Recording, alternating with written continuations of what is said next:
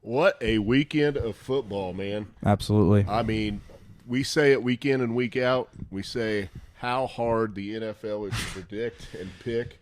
And I mean, that was unpredictable as ever, man. I mean, like, even the games where, you expect the outcome, like the Bills. I mean, the Bills had trouble, man. It was... yeah, it was pretty nuts.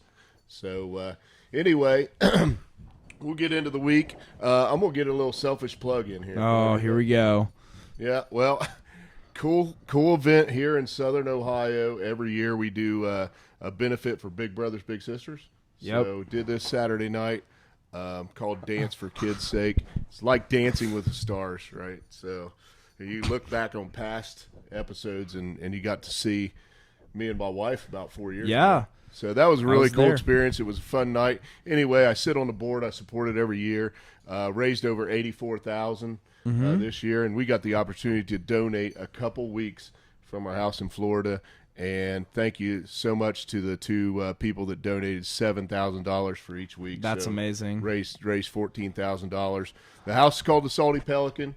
It has a Facebook page, so if you search it, you can probably find it. And we're supporting worthy causes. With that. So check it out. It's in Mexico Beach, Florida, and stay at the Salty Pelican. Yeah, I'm sorry. I apologize for my laughter early on here, but our dog Kane is literally playing with a washcloth and writhing, like rolling around in it. Total freaking out zoomies in front of us. I'm sorry. I couldn't help but just stare. All right. Get into football. So first and foremost, again, our overall records are kind of smelly. Last week I went 7-7. I think you went 8-7. 8-7. Yeah. So I'm like 54-39 overall. That's not bad. That's just straight picks.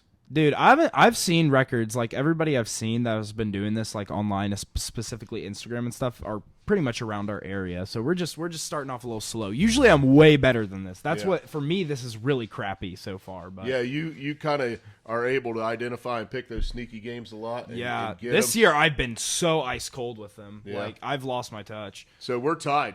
I'm 0 After for 6. 6 weeks, we're like tied. That I know. That's crazy. Right.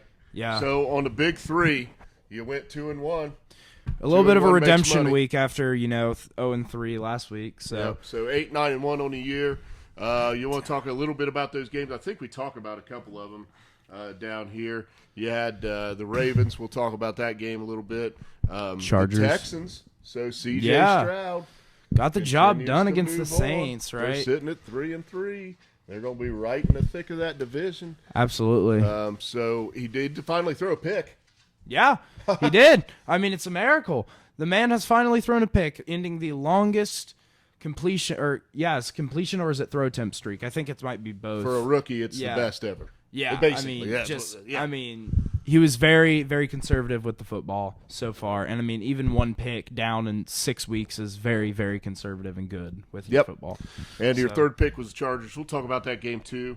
Yep. First and foremost, we're going to talk about the Thursday night game.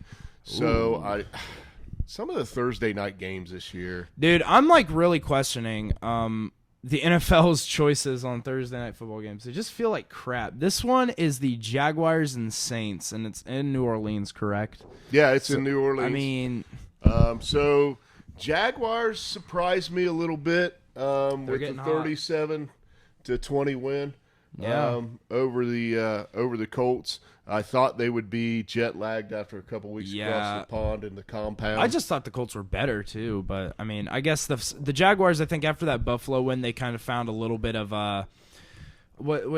confidence in themselves. Yeah, and they kind of have looked pretty good the last 2 games. I think they're finally clicking. Early in the season, they were very disappointing in my opinion. I think a lot of people's opinions who thought these guys were like, this is the runaway South team, and now they're kind of like battling.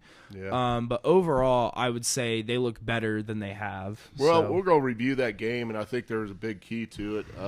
But just looking at this matchup with the Jaguars at the Saints, Trevor Lawrence, a little banged up, but from what I'm reading, they're calling him day-to-day, but I think he's going to play. I think so, too. I think he's, like, hurt, not injured, like we talked about with Joe Burrow and stuff at the beginning of the season. I think he'll be all right. Yeah, Etienne didn't go off, but he did hit pay dirt a couple times last week, so so he got in. But Lawrence was kind of ho-hum. 20 of 30, 181 yards, 2 touchdowns, and a pick, right? That's if that's not an average QB stat line. I mean, I think when we talk about that game, I think it was a game management situation. Mm-hmm. Now, for the Saints, they're coming off the loss to Texans, baby. Yeah, and so Carr's stats, he threw for like 353 yards. Yeah, he actually. For 1 touchdown. Yeah, I know. 1 pick. Offense is still smelly. Yeah, I think we said they're 3-3 though. I mean, they're hanging around. Their defense is great. Their I mean, it really is. They picked off Stroud. Yeah, I mean, but seriously, the Saints, they their defense is very good, and that's what's been kind of holding them accountable. Honestly, I wouldn't know the statistics on who the Jaguars have played defensively, but I feel like they've struggled against pretty solid defenses this year for the most part. I think offensively they definitely have. Yeah. Yeah, and I think that's going to be an interesting situation to go up against what I would consider probably at minimum a top 8 defense in the league. And I think there's a glimmer of hope here for the Saints with Kamara back. Yeah. He went 19 for 68, so he averaged 3.6 yards a carry. Nothing to write home about, but getting in game shape. Olave's still putting up numbers week in and week out. So he had 7 catches for 96 yards, just not finding the end zone. But they might find a little combination here to get some more points on the board combined with that defense. Yeah. You feel like they're just going to hang around this NFC South race? Oh, absolutely. I think we've kind of seen as time has gone on, we originally thought, hey, the Buccaneers might be someone who's sneaky, but their wins are starting to look worse and worse, and their losses are kind of to good teams right now. Yep. And I think that's something that should be brought into question. But I think the Saints, the Buccaneers are going to be those 2 major teams battling. I think the Falcons are just way too inconsistent, and we don't talk about the Panthers. But, yeah, I think, this is a game, though, for the Saints that's pretty big. Whenever you're 500 to get a dub this early in the season, hello, Kane, that could be big. That's big in the race. Well, it could be especially big for the Jags, too, because that would put them at 5-2 versus 4-3. That's a big gap, man. Yeah. I really, you're like 1 game above 500 or 3 games above 500. So absolutely. I think it's a big deal. Could be a big deal for both teams. Thursday night, it's Mom's birthday. Happy birthday, Mom. But I am going to try to watch some of this thing. Yeah, absolutely. Yeah, I think I'm going to check it out. The spread is -1 Saints. So the Jags are getting a point. Whoa. I don't know how you feel about that. Kind of want to bet the Jags there. You do? Kind of. I mean, all right, listen. Honestly, I think my philosophy when it comes to pick'em games, I think you should always always bet on them because it's literally the equivalent of a 50-50 coin toss. Yeah. But also if you have some information, you're pretty confident in your NFL skills, it's like I think a 60-40, 70-30 depending on the game.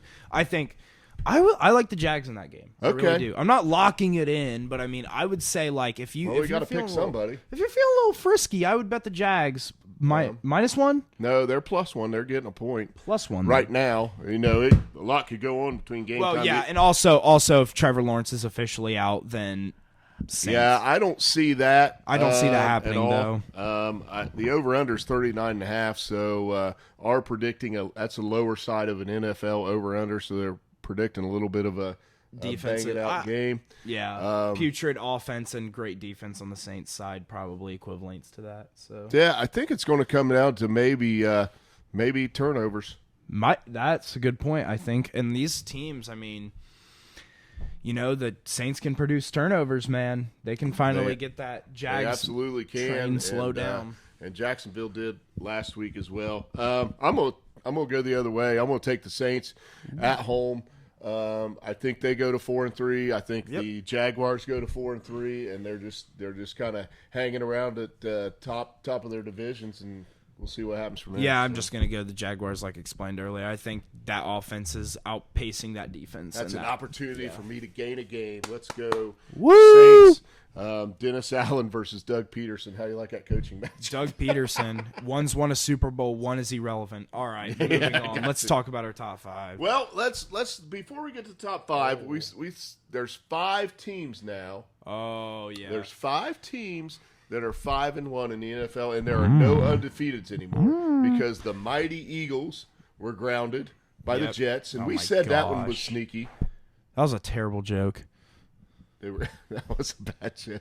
All right, and then the 49ers got Flushed by the Browns. Dude, you gotta stop. Anyway, I think if there was a loss that I'd take away from that more than the other, I would say that both of them were kind of like trap losses. Not like, I don't want to say trap losses, just kind of like those games in the NFL. It's like, yeah, you got to lose a game. It's the NFL. 49ers, Injuries. they put themselves in a position to win the game. What was the field goal? 39-yard or something like that? It was 43, I think. Okay, 43 in the NFL. You've put yourself in a situation for your team to win a football game. I think as a rookie kicker, though, right, Moody? He's 9 for 11 on the. No, wait, he's not 9 for 11. He's 10 for 12 on the year now. Yeah, and I think that.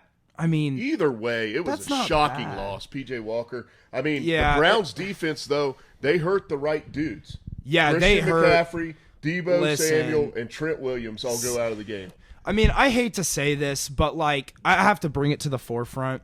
If you watch NFL film, and I'm not saying the Browns particularly, wasn't paying full-on attention to the Browns game because also switching between the Bengals, but what I've seen from film in the first 5 weeks, people have been tackling Christian McCaffrey extremely violently. And I don't mean like regular NFL I mean like legit, are they really trying to injure this guy? Yeah. Because it looks like that might be a strategy for some teams.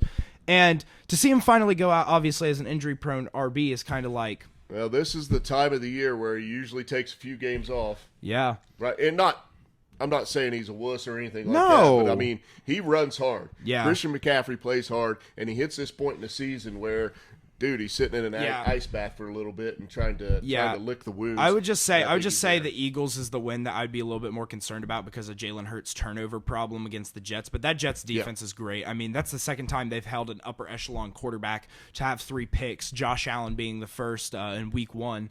And I just think, for the 49ers, I think you can see it in the game. Their first drive was amazing. They came out and they punched the Browns right in the mouth, and then Deebo went out at one point, and their offense went completely stagnant. And, I think that when you take your 2 most important offensive players out the game, your offense isn't going to function. So your other 5-1 teams, the Dolphins hold serve. Yep. They do their job. Chiefs. Right. Thursday the Chiefs, look, we talked about the game already. Their consistency, they're winning or consistent on defense, winning on the defensive side of the football, but Mahomes is not playing bad. Yep. Right? Couple picks here and there. And then, how about we talk about this game big time? And we are going to talk about this game. We are going to talk about it. But how about them Lions? We said everybody be talking about them. Exactly. And guess what? Everyone's talking about them. 5-1. Is it more because they beat the Bucs? Not really. It's more because the other 2 teams that were in the race with them lost, and now they're in that race. And, I think it's just right now we're Lions got something going here. So. All right. So out of those 5 teams, who do you like the most right now? Chiefs. Fully healthy, the 49ers. Who knows what their injuries are going to come up to? They're still the best team in football, I think. If they don't have those injuries, I know people were like, well, if Deshaun Watson plays, and that's not even a game. Well, if Deebo doesn't go down and they have their offensive scheme that's schemed around Deebo and Christian McCaffrey, that game's a whole different ballgame. I don't know what makes those people think that Deshaun Watson be that much of a difference maker because he's not been this year. Not really. I was reading about the injuries today, and I totally agree with you. I think I still like the Niners as the best football team. They were in a position to win that game for sure. And reading about those injuries, it sounds like nothing's too serious. Yeah. So you may see some dudes sit a week or two. Yeah. They have a bye week this week. Perfect. Wait, no, that's the Bengals. Never mind. Okay. Sorry. Yep. My friends gave me false information the other day, and it was lingering around in my head. Sorry. But, yeah, honestly, I will say, though, the Chiefs and the way they consistently win remind me of prime Patriots dynasty. Yep, great and defense. I would say they're my number 2. Play. And that's not hating on the Eagles. I just think, No. Either way, we're going to see one of those teams drop to 2 losses funny. Guaranteed. We both picked the Niners and the Eagles, and we said – we're going to keep picking them until they give us a reason not to. Yeah. Now we got the doubt in our head. We got to kind of figure out where these teams I'm are still going. But I still like them as both very good football teams. All right. Let's start about talking about these 5 games. Recapping. Here we go. We always start at 1 and go backwards, right? Yeah. So we got to talk about them Cowboys. Yeah, they got the job done, baby. Chargers. I think this is their first quality win. I would agree. Yep. I would agree with you. I mean, think, they went on the road after getting smacked. Yeah. You know, in San Chargers Francisco. were off a bye too, man. Like they were rested. Yeah, we both picked the Chargers in this game. Yeah. I dude, if you saw the podcast episode, I mean, I was sitting there like, I didn't know which one, but like by the end of it, I was convinced by the Chargers. Shouldn't have gotten convinced. I had the Cowboys on my sheet. I even had the Cowboys as my -2.5 lock, and then I kind of got convinced. And I thought Van Der Esch being out was huge. Would really affect this defense. And they held but pretty they firm. really stepped up and stopped Austin Eckler in this game, which was a key, I think, making the Chargers one-dimensional, which is maybe a little bit of why they've struggled this year. Yeah. Eckler, that was only Eckler's second game. Yeah. He gets neutralized, and then Herbert's – now, Herbert had to scramble and was under pressure, and the Cowboys did a good job of making him move. Yeah. But I thought Brandon Staley and whoever's calling that offense out there, is that Kellen Moore out there now? I don't know. I think Kellen Moore left the Cowboys. He's out with the Chargers, which I think he's pretty good. He was good on the first drive. Mm-hmm. He got Herbert out of the pocket and was moving him around, and then you kind of change your game plan. You got him sitting in the pocket. You don't want to do that against Cowboys and Mike Parsons. I just think like this Chargers offensive line is young and it's weak, and I think that really does affect. And if we're still being honest here, I know people like to say that he's like a really great running back, but Austin Eckler is more of a fantasy merchant than anything. Yeah. And he's a good running back, but against big run defenses, he has not really produced, and I think that showed here. And it really made the Chargers struggle because their team is just they don't have structure, I feel like. They don't have a real structure behind them. I feel like the only guys there who are really structured are like your Herbert and wide receiver Allen. Yeah, and that's but they're missing Mike Williams now, and I think that really hurts that receiving core. It absolutely. I don't hurts think the Quentin Johnson out of TCU has been doing what they've wanted to on that organization as a first-round wide receiver, and I think he's gotten the prime opportunity to step up, but I don't think he has. I think Joshua Palmer has done a better job, but either way, definitely. I think he got in the end zone in this game. If you look at the game, though, it did come down to the wire. I think the Chargers were driving. They threw a pick on the 33-yard line or something like that. 25, I can't remember. Yeah, 35, anyway, 35, late in the game, there's a minute and a half left. Herbert throws a pick. I did not see the play. Was it bad? It was all right. Okay. I mean, Herbert's got 3 picks on the year. I mean, you're going to see every QB make bad picks almost every year, and it is what it is, right? If the Chargers can't get this moving in the right direction, then I think they really got to look hard at Staley. And we've talked about this. I don't care what happens at the end of this season. If the Chargers go on a spree and they win all the rest of their games, I don't care. Staley still deserves to be fired. I'd take a shot on Kellen Moore. I'm just saying right here, I don't think that Staley should have this job. It reminds me of the Marvin Lewis situation in Cincinnati for 20-plus years. Where they Marvin's better than him, man. Huh?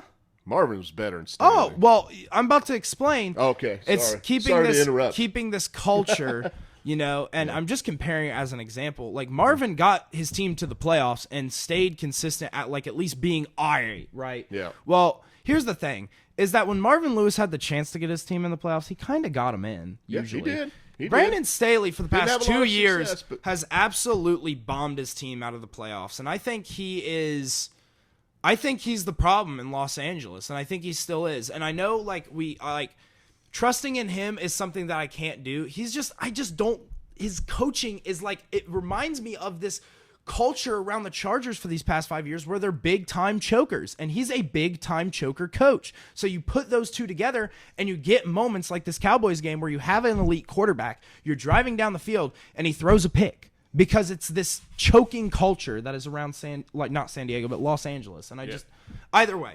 Anyway, kudos to the Cowboys. They go to 4-2. The Eagles get a loss this week. Yeah. Tightened up that NFC East. Yes. Whoa, brain fart. All right. Doing all right. All right, so number 2 game. We've talked a little bit already about the Jaguars, so we won't spend a whole lot of time on this game. Yeah. Was the Jags take care of the Colts 37-20. I really thought this would be a better game than that. Absolutely. We called it a little bit of a jet lag game coming back across the pond. We've already that wasn't talked even about just that the reason. I really thought the Colts were a better team, but it's I guess not. Two things. 4 turnovers. Yep. And I think that really explains the stats behind the Jags offense with the Absolutely. with the 181 yards passing, but 2 touchdowns. Yeah. Feel like they had field position because of the turnovers. They got Yeah. 3 picks and 1 fumble, I think.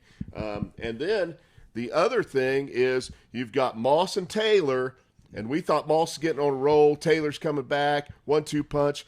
40 yards on 15 carries, and they dropped back Minshew 55 times. That's just putrid. It was a putrid game. That's an impatient offensive coordinator coaching job. You know, I think it's slop. You got to find a way to scheme and get those guys more touches, more carries. Yeah. And if you thought you were going to win, dropping Gardner Minshew back 55 times. Yeah. That's just not. I don't like the trend that I'm seeing in the NFL right now when it comes to NFL teams. And I get like Anthony Richardson was your plan coming into the season, and now he might be out the entire season, or he might be out a significant amount of weeks. So I get like having some uncomfortability with Gardner Minshew in there, but there are so many teams in the NFL this year that are not bad record-wise, but they're bad in the fact that they're so inconsistent that you're not able to trust them. And usually when you're inconsistent in the NFL, you're not going to end up making like a mark in a given year. And I think the Colts are one of those teams that I see like Gardner Minshew will play good one week. Yep. The team will play good one week. They'll have a good win. And then all of a sudden they lay an egg like this against T-Law and the Jags. So they're going to be inconsistent. Yeah. I think, but from a game plan standpoint, it sounded like it was a little flawed from the start. Amen. And then you turn the ball over 4 times, and you know that's you're not going to win. So I don't know. We don't talk much about the Jaguars' defense and how effective they are, but a good game on their part. Yeah, they've been solid all year. Yeah. I mean, that's. Yep, 4 takeaways will usually win you a football game, Absolutely. especially if you have an offense that's good enough. Etienne did not go off, but he did get in the end zone twice. They did what they needed to do, right? Like the Chiefs have all year. All right. All right. So Jags sit at 4-2. Next game we had Ravens, Titans in London. Yep. Across the pond. Yeah. So, I mean, there's not much to say about this game. This is just a Baltimore sloppy victory. We said it could be a field goal fest, and it was. Yeah. It was field goal after field goal. There were a couple touchdowns. And, I mean, at the end of the day, one team had the best. One team got in the end zone. Yeah. One more time than the other. I was looking at stats on this game, and I did get a chance to watch a little bit of it. I was down in Cincinnati, so we had it on in the establishment we stopped at before the game, the Fish Bowl. If you ever want to check it out, it's a pretty good spot. Down in Cincy. Probably. I got 2 words, man.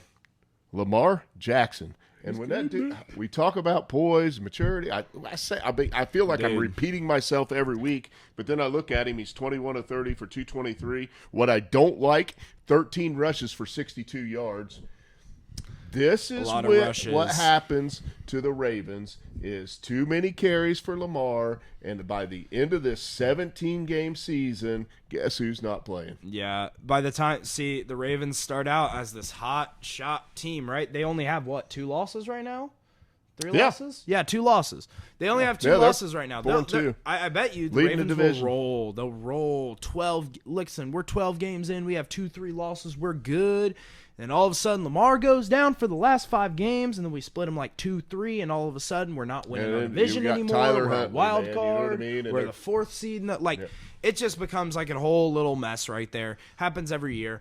But Lamar, the thing that I like is that he looks like the best he's looked passing the ball since his MVP season. I mean, his MVP season, if you want to go back and watch film, he looked great passing the ball. Yep. People often don't really contribute that because he ran a lot. Yep. But, he's looking like on that level. Less electric, more efficient. Absolutely. And just, again, I've said it, more mature.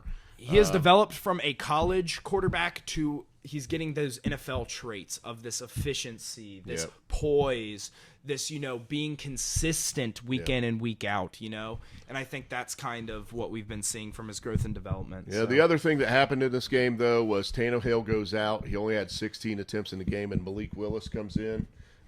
So that probably didn't help many more. But here's a weird stat from this game. And, again, not watching the game completely, it's hard to understand. Derrick Henry averaged 8 yards a carry. Didn't He have a had lot of like carries. 12 carries for 97 yards. Hey, you might want to give it to that guy a little more. Yeah.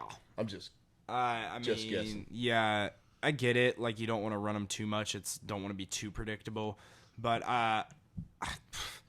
that's I the don't type know, of game dude. this game was. I mean, yeah, it's just such a weird little game in London. You know, it's jet lag and all that crap, so it's going to be a little weird, and there's going to be goofy things that go on. But yeah, the Titans have single-handedly put together one of the worst QB rooms I've ever seen in my entire life. I mean, listen, I think Malik Willis could do something at the NFL level. I'm not even saying he'd be elite one day. He's terrible right now, but I think he can get at least to the average level. I have never ever been a fan of Will Levis, and Ryan Tannehill's 35 now, and he's showing it. So I think is Tannehill that old, man? he's 35. Whew. Yeah. Doesn't seem like he's been around that long. Yeah, I know. But yeah, well, think about it. I mean, he's been playing for the Titans for like 5-6 years now. Yeah. It's crazy. So Ravens are 4-2 on top of the AFC North. So they're 4-2. Only because Steelers have a bye. Steelers are 3-2. Browns 3-2. Yeah. Yep. And the Bengals got to 3-3 and they're in last place. All right. Anyway, we'll talk about that a little more in a second. North is shaping up, baby. All right. Hey, been dying to talk about this one. Everybody's dying to talk about this one. Everybody loves Dan Campbell. Everybody's on this Lions bandwagon, I feel like. We were on the Lions bandwagon before the season even started, baby. I was. Yeah, so we came into this game and it kind of seemed like, all right, this is going to be a loss for the Lions. They're going to go 4-2. They're still looking good. You know, Buccaneers have rest. They've been a solid team all year. And then this Lions defense holds the Buccaneers to 6 points. Yeah, and we said In the NFL, that's pretty dang good. we said the defensive line or the line that played the best, you know, this game was going to be one in the trenches. I feel like it was one in the trenches. I mean, with Goff goes 30 of 44, has 2 touchdowns and no picks, right? Baker does not get in the end zone and only throws for 207 yards and 1 pick. Wow. So, Dude. anyway, I mean, the Lions craze has gone off. I've seen that since week 6, Jared Goff is the most bet MVP candidate. It's crazy. well, so the Buccaneers actually took away the Lions' run game. I think Montgomery did not have a great game. I think he was right around 3 yards a carry. Now he's hurt. And wasn't super effective, right? And Jared Goff says, hey, we can do something else here. We can make Yeah. adjustments, throws for 353 yards and says, we got this. Yeah, So- well, now the Lions are going to have to lean on Jared Goff just a tad bit more because David Montgomery's having injury concerns right now, and now they're going to have Jahmyr Gibbs in that backfield. Did Gibbs play in this game? I'm not sure he played. I wouldn't know. Yep. But you know. so I couldn't watch it. I was focused on the other 2 games. But I will say that the Lions looked good. You know, Jared Goff did his job as a game manager, system quarterback. You know, people, like I just said, people are starting to maybe consider him for the MVP. It's 6 weeks in. I'm not making any bets. But yeah. Well, and Buccaneers fans take heart. Their Dude. defense is still pretty good. You held a pretty good Lions Yeah. offense to 20 points. You just couldn't figure it out on the offensive end, and you still completely lack a running game. You're going to have to figure that out if you're going to win this division. Yeah. But they're going to hang around in it. So, Absolutely. Yeah, so- I mean, you have Baker Mayfield as your QB. You can't expect, like, Super Bowl bound every year. But I think as the second least winning franchise in the Big Four sports, I think you should be happy with where you're at now. I really think the real key to this game was those ugly-ass orange uniforms. What? They put them things on. No. Man. You like them? Capping. Dude, give me the creamsicles, bro. Dude. Dude, the creamsicles are clean. I'll take the creamsicles of Vinny Testaverde. It was any day. creamsicle and white. I know. I'm fine with it. Give me it. I love it. Well, you Yeah. got your butts kicked, so you might want to put them up. I'm not a Buccaneers fan. I'm a Lions fan. I'm all for the Lions, I didn't man. say yeah. I wasn't talking about you. Oh, I mean, okay. yeah, but the Buccaneers, man. Yeah, those creamsicles are beautiful, though.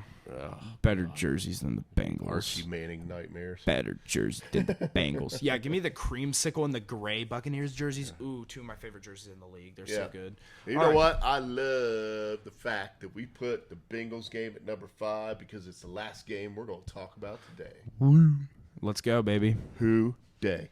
Yay. Who day? Yay. And guess what? Another team, maybe a little bit.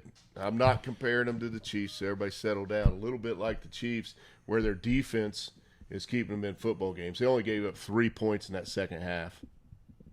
Picked off The Geno Bengals. twice. Oh, Yeah, you're talking about the their Bengals. defense is playing Holy good, moly. dude. I thought you were talking about the Seahawks, and I'm like, No. bro, you are crazy. No, I agree. Picked This off Bengals Geno defense has been twice. good. It's Yeah. been actually, I said coming into the year, the one thing they were going to have to figure out was that they ran their defense a lot around the safeties, so now they're going to have to figure out this year, without your two main safeties, you lost your two main safeties in Von Bell and, why can't I'm blanking on his name, the Falcons. Jesse Bates, geez. Yeah, without those two. But we got 2 picks Yeah. out of the secondary. Yeah. Mike Hilton gets a pick this week. I miss and you. Kenny Taylor-Britt is playing very, very, very well. And on the defensive line side, you saw a great game out of Sam Hubbard and Trey Hendrickson. Hendrickson up to 6 sacks on the season. So he is right up there with the sack leaders. Yep. So he's playing extremely well. Logan Wilson looks good at the linebacker spot. Yep. That defense is meshing, man. Dax Hill's been playing good. Yeah. So the loss in that secondary, it looks like the young kids, I said they'd have to step up. And they have. It looks like they're stepping up. But boy, that oh my offense. God. It's It was putrid. so bad in the second half. Yeah. I mean, didn't look too bad in the first half, but man, I tell you what, Joey moved better, but man, he did not throw better in the second half, man. He was awesome. I think this is a really concerning thing. Going into the season, I was like, yeah, Joe Burrow's pretty established as the second best quarterback in this league, in my opinion, behind Mahomes. And now this year, I get he's hurt, but like, comparative to everybody else, man, he's like struggling. Like, Well, I feel like every game it's a new thing, though. Well, guess what? They go on a bye week, and guess what? They got to go to San Francisco. I know. That's so we'll the test. see what's up. That's We'll their see test. what's up. You know, are Yeah. you going to go out and do a cowboy out there and just get your asses kicked, or are you going to do what the Browns did, beat them up, stay in the game, use your defense? And I think it's going to depend on what the win. 49ers have available to them. If they have Debo and McCaffrey, that Yep. defense is really going to have to figure out something. And then, honestly, defensive-wise, I think that Niners defense is still pretty dang good. So you're going to have to Joe Burrow's just going to have to step up. Yep. He's going to have to step up and finally do something. Maybe get the ball to T. Higgins, who's gotten no touches this year, it seems like. Maybe Yep. Zach Taylor should finally decide that he has a running back to utilize. You know, Yeah. I mean, Still seems like Mixon in the first half, and then he just kind of disappeared. Listen, like, the only reason I was even like Zach Taylor can stay was because, hey, this guy has some like thing to get the locker room. He has that attitude, right? He has the locker room, but you know, as a play caller, he's never been good. We've never liked him as a play caller. And it's just, I feel like as this year goes on, even though the Bengals are 3-3, I feel like their offensive struggles might partly be due to because Taylor's like, let's just throw the ball with Burrow 1,500 times while our running back averages like 4.23 yards a carry. And you've got weapons. He was actually at 3.9 coming into the game, but it seems like he's been effective, and he can catch the ball out of the backfield.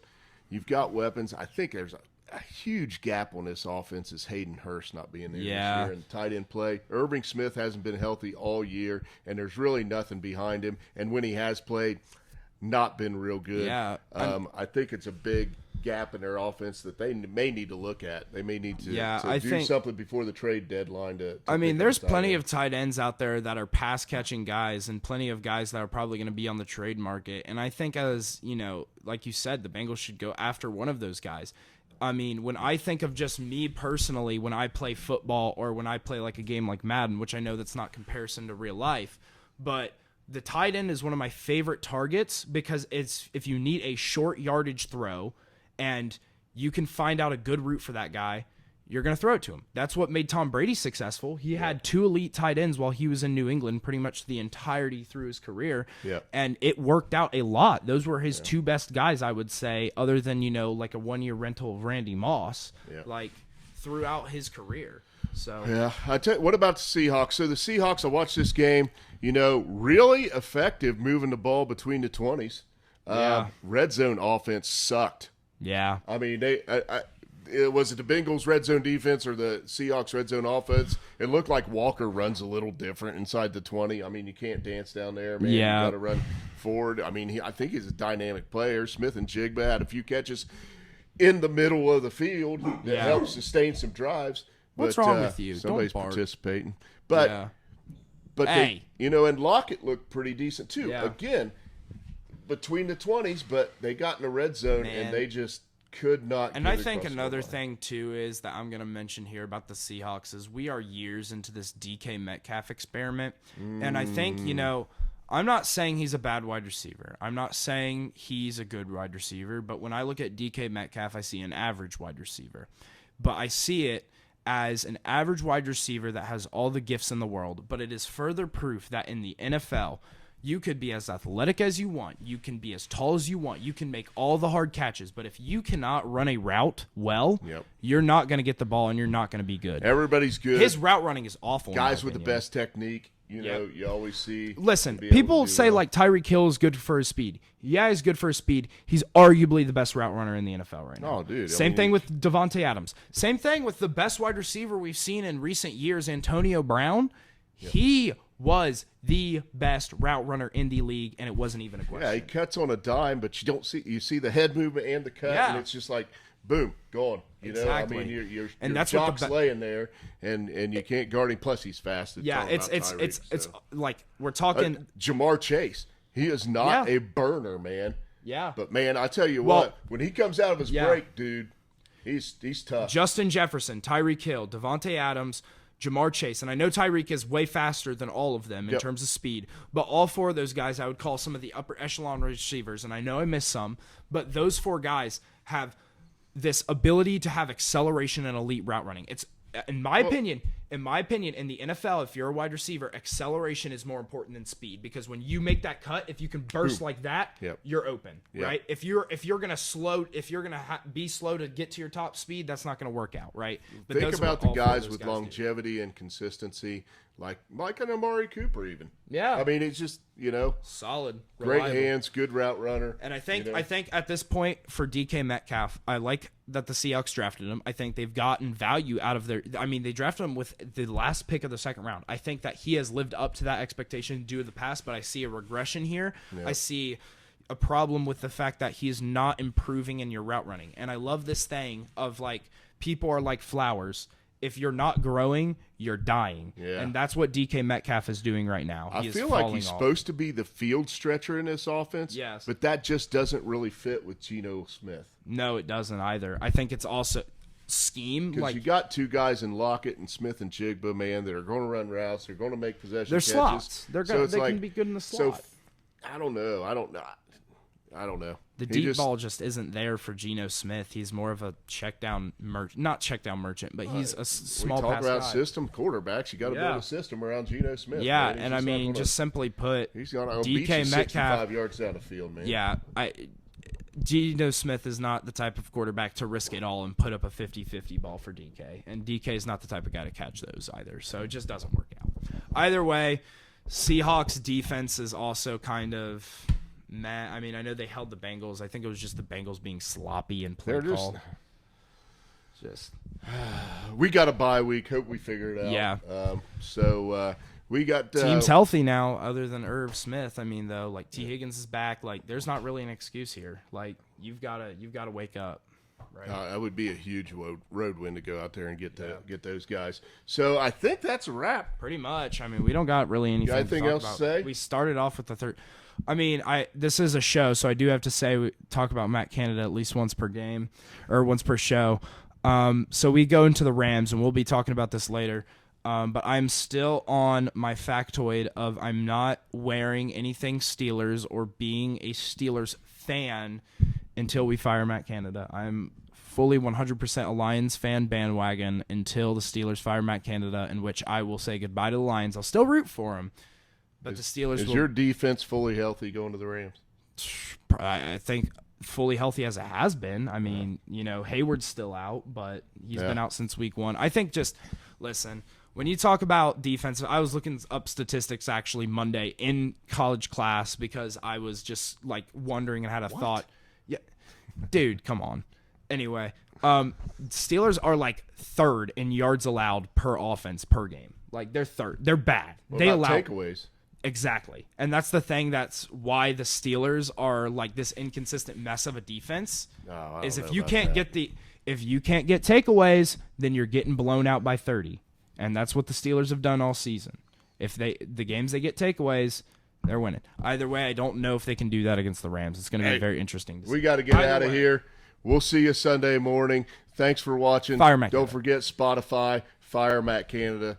See you later. Amen.